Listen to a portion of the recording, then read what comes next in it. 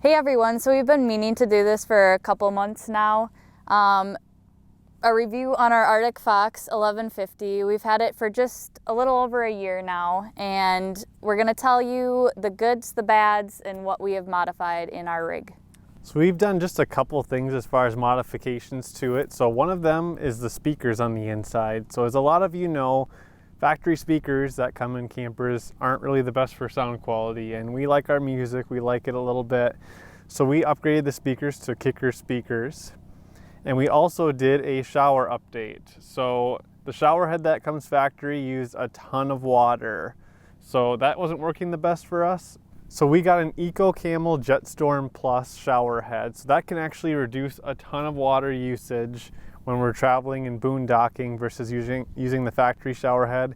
And we can still get a lot of water pressure with it. Super nice, and we love it, so we definitely recommend checking that out. And by the way, we're gonna have links for all this stuff in the description below in case you guys wanna see exactly what we use, so check that out if you'd like. So the other thing that we modified in our camper, I guess you can call it a modification, is we actually had some insulation, a little bit of insulation issues, not really much, but we actually took some foam core, I believe it's called, and we just cut out pieces and stuck it into like cabinets, areas where some cold air from outside could get into. So the propane tank, which in our bathroom we have a dry bath, so under the sink where the propane tanks are, we actually sealed that off a little bit better, so that way all the cold air coming into the housing of the propane area wasn't radiating back into the bathroom. So that helped a lot. And then as well as a couple storage things on this side of the camper, some of the doors we put pieces in there just to separate the hot and the cold a little bit, since some of the nights in the desert can get pretty chilly below zero. So another modification we did to it actually just a few months ago is we added a backup camera to it. So we got a backup camera from Camera Source, and that allows us to monitor our trailer, or if we don't have the trailer, just the traffic in general traveling behind us, so we can watch it from inside of the truck and make sure that everything looks good. We also added in a Froley system, which we'll explain why we did that coming up. Which I guess that's a good intro to talking about what problems have we had with the camper. So to be honest with you guys, this camper has been a tank. We really haven't had much for bad issues, knock on wood. We've had 2 campers in the past, and we have had so many issues with them. So once we got this, we were a little skeptical about, what could go wrong, which, I mean, I'm not saying any camper is perfect, but we've had such good luck with Arctic Fox. So back to the Froley system, we noticed, I think last year, after traveling for about 6 or 7 months, people have been posting about mold getting on the bottom of the mattress. And we're like, oh, we should probably check that one of these days. So lo and behold, we lifted the mattress up and there was a little spot about that big of mold in the middle of the mattress. So with a truck camper, as you can see for the cab over, when it's cold out at night, that's gonna get a lot of cold versus hot on the cab over portion. So if there's heat on the inside, cold on the outside, that gives it perfect scenarios for mold to form, so because of the condensation. So we got a Froley system to put under our mattress, which raised it up about that far. And since doing that, we haven't had any mold problems because that allows air to flow under the mattress. So it is a little tedious putting that together, and we will have a link below for that as well on that video. So the other problem that we had, which was actually our first problem, was last February here in Quartzsite. We went to take a shower and hit the water pump and it failed.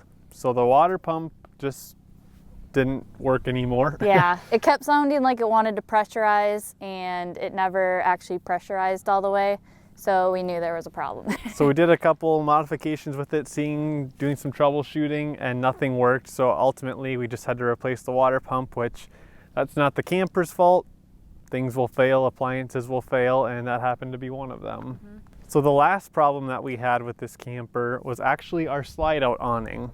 So the slide out has been awesome, which we've had problems with that in the past with previous campers, but this one has been really great for us.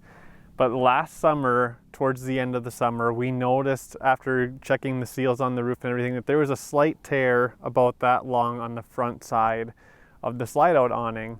So that was something that was repaired under warranty. Wasn't a big issue, but we just decided, hey, we might as well get that fixed since it was still under warranty. And just like one other minor thing we noticed is some of the latches on the drawer. We've just had to like tighten them up and just kind of watch them because they do get loose and after a while they don't shut. But like I said, that's a minor thing and wear and tear is going to happen in a camper. And we've only had that happen to maybe 2 drawers in this one. So over a year, that's not bad for a 30-second fix. Especially for all the roads we go on, washboard, everything like that.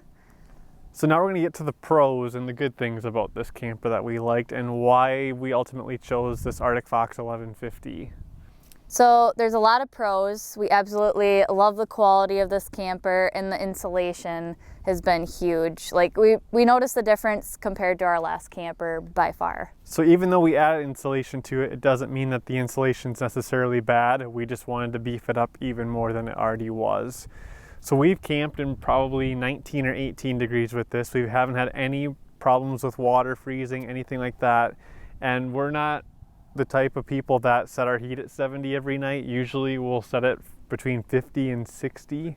Just to save on battery power. Battery power, propane, and just because we actually like sleeping in cooler air versus waking up really warm. So another thing that we love is our camper is able to hold about 60 gallons of fresh water. So this is really nice when we're out boondocking and we can take showers, do dishes, all that stuff and be off the grid for quite a while. So that'll help it last maybe 3 to 4 weeks on water, so we don't have to be going to town or going somewhere to always get a lot of water. So that's a pretty big tank considering this is a truck camper versus having a 40-foot fifth wheel. So another thing that we really love about this camper is the size of it. So for 2 people, there's plenty enough room for the both of us, and we can even have, guests over and people stay with us. So my sister and her boyfriend came out to Arizona last year and stayed with us, and they actually slept in the booth area, which can be made into a bed, and that accommodated 4 people easily. And then this last fall, we actually had, was it probably 8 people? People inside of it, yeah, not I mean, sleeping. It was a little tight, but it wasn't bad. Like, for being a truck camper anyway. Everybody had a spot to sit, so it wasn't like everybody was crowding up next to each other like this. So the floor space is really nice with this, especially with having the slide out open. And what's also nice too with the slide out is that when it's shut, we still have plenty of room to wiggle through. We can still get into the bathroom, we can still get to the bed and access the entire camper. So we don't always have to open the slide out like some other campers do that have multiple slides. So that's really nice also because some of the really cold nights, we actually have our slide out closed just to keep it a little more warm in there, instead of having the extra space to heat.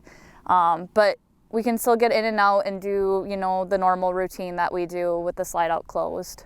And then the last couple things is the cathedral ceiling. So it's an arch ceiling inside of the camper, which makes it feel bigger than it really is. So there's a ton of headroom in there for us. I'm just over 6 foot. And so that's really nice. And then the skylight. So this is our first camper that we've had with skylight. So there's a skylight in the bathroom and then there's a skylight in the kitchen area. And that lets in a ton of natural light. We really don't even have to turn lights on until maybe 20 to 30 minutes after sunset. During the daytime, it's plenty bright, so we never really have lights on. Yeah. So we absolutely love our natural light. It's just nice for working and just having a sunnier atmosphere. So when we do sleep at night, we do put like some insulation up to kind of just cover the skylights depending on where we are. So, we don't have the sun coming in or street lamps or anything like that to wake us up in the morning. So with this camper, we've taken it a little over 20,000 miles so far. So we've taken it up to Canada, all over the Southwest US, and we have a lot more adventures coming up soon with it. So we've definitely done a test with it. We've taken it on rough roads and everything has worked out really great. So we love this Arctic Fox and we're very happy with it. We just wanted to give you guys an update with any issues we've had and what we love about it after actually using it for a year and many, many, many nights of camping and living out of it. So this is a camper we're planning on having for quite a while. So we did want something good and it's turning out to meet our expectations and then some. So if you guys have any questions, comments, anything like that, put them below and we'll try to get those answered. And thanks for watching.